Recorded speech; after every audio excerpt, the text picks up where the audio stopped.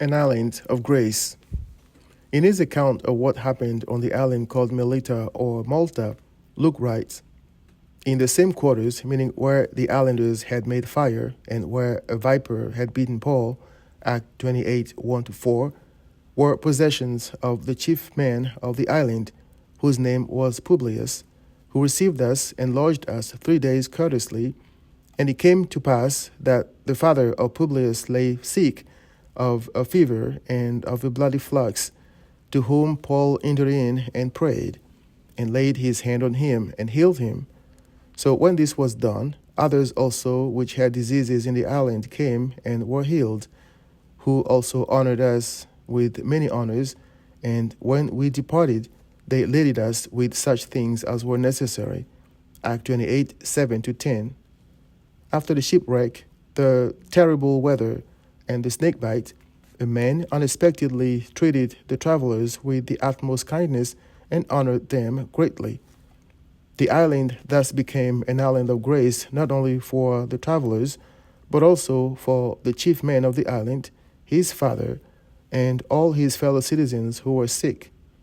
I wondered if the travelers had done something to deserve such treatment. The text mentions no such thing. I therefore realized that our text was giving us two illustrations of God's grace.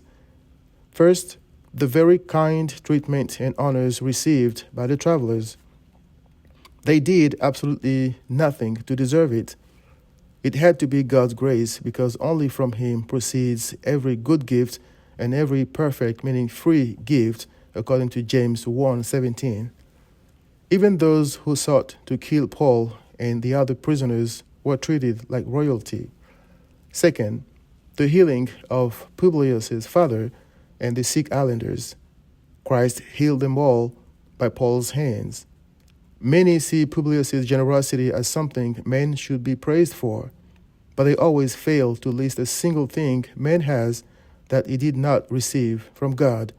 See 1 Corinthians 4, verse 7.